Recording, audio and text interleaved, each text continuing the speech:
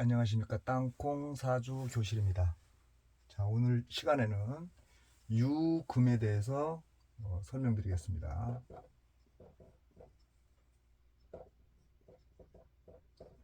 자, 지장간을 보니까 신금하고 경금 깔끔하네요.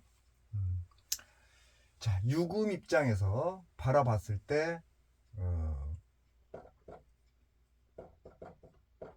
비견 겁재, 비견 겁재가 끌어안고 있는 모습입니다. 그리고 띠로는 닭띠가 되겠죠. 자, 일단 기본적으로 얘를 이렇게 보니까 본인의 고집과 주체성이 상당히 강하고 순수한 면이 있다, 이렇게 보여집니다. 유금을 볼 때. 왜냐, 깔끔하니까. 자, 그런데 이제 이 모습을 놓고 붙여보면 뭐가 붙나요? 을유, 이렇게 되는 거죠. 을유. 자, 그래서 이 속에 신금과 경금이 있다라고 했는데, 얘 입장에서 봤을 때는 비견겁재지만 얘 입장에서 봤을 때는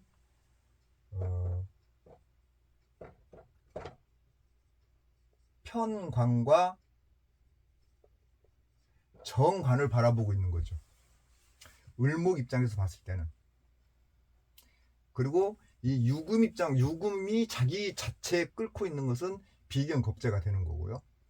자, 그래서 일단은 고집과 주체성이 강하면서도 순수성을 가지고 있는 글자가 유금인데, 그 위에 을목이 유금을 깔고 앉았다, 요렇게 얘기가 되는 거죠.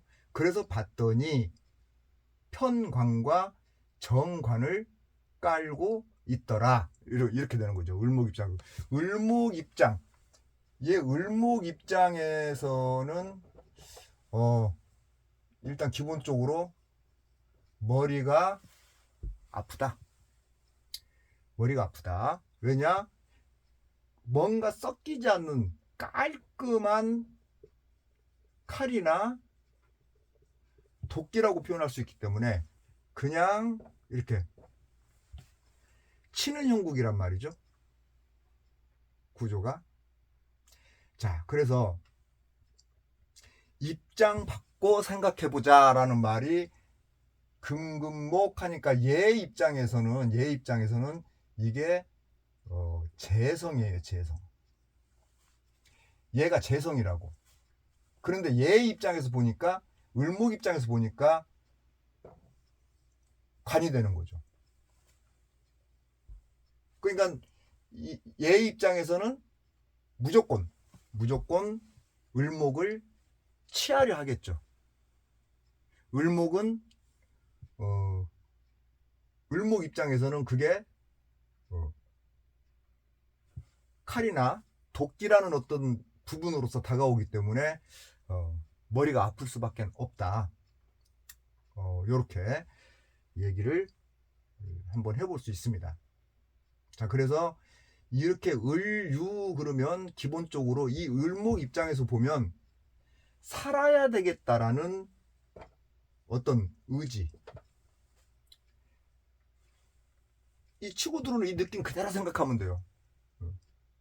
어떻게 해서든 난 살아야 된다라는 그런 의지력이 상당히 강할 수밖에 없다. 그래서 이런 경우에 사막에다 던져놔도 죽지 않는다, 이렇게 저는 표현을 합니다. 뭐 주변 환경이 어떻게 또 구성이 되어 있느냐에 따라서 좀 다를 수는 있겠지만, 일단 대체적으로 자기는 항상 뭔가 언제 어떻게 될지 모른다는 그런 불안감 때문에 살겠다는 의지가 강해질 수밖에 없고, 그런 부분들이 주변 환경에 따라서 뭔가 좀 잘못되면 이제 여기서 말 그대로 이제 우울증 같은 거, 뭐 조울증, 이런 것들이 나타나서 어떤 극단적인 현상도 갖고 갈 수 있는 게 이 을목이다. 이렇게 얘기할 수 있습니다. 그래서 어느 한계점이 넘어서 버리면 결국은 포기 상태가 돼버리기 때문에 말 그대로 의지력이 제로가 돼버리는 거죠. 그래서 이 을류일주로 타고나신 분들은 좀 저는 이렇게 얘기합니다. 너무 신경 쓰면서 살지 마라. 그냥 대충 살아라. 이렇게 얘기를 해드립니다. 근데 이런 분들이 또 대충 살아라 해도 대충 못 살기 때문에 대충 살아라는 소리를 하는 거예요. 그래서 좀 을목 입장에서 놓고 본다 그러면 좀 안쓰럽다라는 느낌이 들어오고요. 특히 이제 특히 여자분이라면 밑에가 남자니까 남자기 때문에 남자가 좀 자기를 강하게 압박하는 그런 남자이기 때문에 어떻게 보면 사주 구성이 잘못돼 있으면 이혼할 가능성이 굉장히 높은 또 일지가 을류일주다. 이렇게 얘기를 해드릴 수 있습니다. 자, 그렇다면 어떠한 직업을 가지면 좋을까? 자, 어떠한 직업을 가지면 좋을까? 자, 일단 을목 입장에서 놓고 본다 그러면 자유가 좀 있어야 되겠죠? 억압당하면 안 되니까. 직업적으로 좀 여자분 같으면 좀 자유스러운 직업을 가지면 좋을 것이고, 일단 밑에 칼과 도끼를 깔고 앉아 있었다는 얘기는 뭔가 손에 쥐고 어떤 일을 하는 사람으로 생각을 할 수 있습니다. 그러면 뭐 의사도 되겠고요. 한의사도 되겠고요. 한의사. 그리고 뭐 경찰, 군인, 법조계, 건설, 이런 쪽 분야에서 활동을 하면 직업적으로는 잘 맞겠다. 이렇게 얘기해 드릴 수 있습니다. 남녀공이 이런 직업을 가지면 좋겠다. 뭔가 손에 들고 일하는 사람.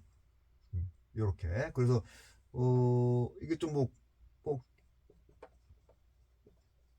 교육자적인 기질도 가지고 갈 수 있습니다. 그래서 이 정도의 직업을 가지고 간다면 좋겠죠. 그러면서 어떻게 보면 터치받지 않고 그냥 가는,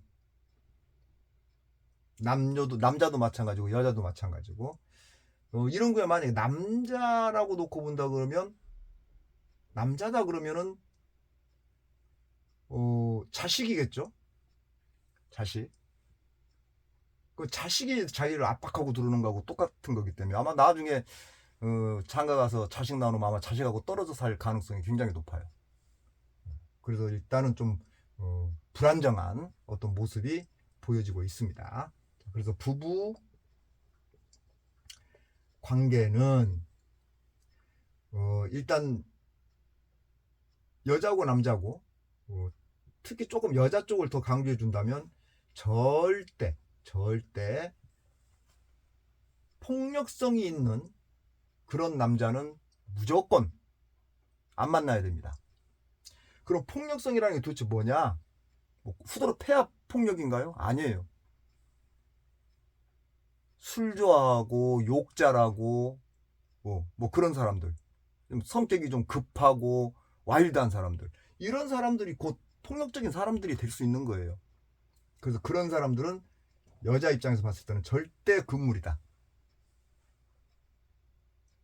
자, 만약에 남자라면은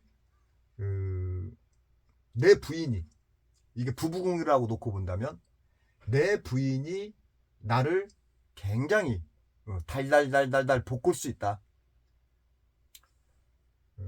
그래서 남자도 마찬가지 될 수 있으면 자기 나한테 스트레스를 엄청 이렇게 뭐 굉장히 저 여자를 만나면 굉장히 일단 싫지는 않은데 굉장히 부담스럽고 아 그래 이러한 느낌이 들어온다면 그건 그냥 끝내야 됩니다.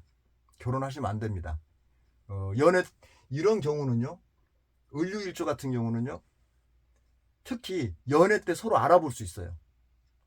남자를 만났을 때 아니면 여자를 만났을 때 딱 느낌이 와요. 그러면 그 느낌이 좋지 못하는 느낌인데도 불구하고 이렇게 끌려가는 경향이 있기 때문에 문제가 발생되는 거거든요. 그래서 내 운명을 조금이나마 개선시켜서 가겠다라고 놓고 본다면 될 수 있으면 그런 여자, 그런 남자라면 만나지 않는 걸로 이렇게 가는 것이 이 부부관계에서 그래도 가장 해결할 수 있는 방법이 아닌가 일단 그렇게 생각을 하고요. 그 다음에 을류일주가 이제 그 생각해야 할 것은 뭐냐면 남녀 똑같이 생각해야 할 것이 뭐냐면 아 서로 간에 스트레스를 주는 그런 행동은 서로가 자제해야 되겠구나. 그리고 서로 하지 않아야 되겠구나. 차라리 자기 멋대로 자유분방하게 살 것 같으면은 그냥 혼자 살지. 누군가를 억압하고 이런 마인드를 가지고 산다면 그건 부부관계가 이루어질 수 없기 때문에 을류일주 같은 경우는 특히 상대를 배려하는 마음을 많이 가지고 가야만이 된다라는 것을 꼭 참고를 하셨으면 좋겠습니다. 그래서 자 오늘은 을류일주로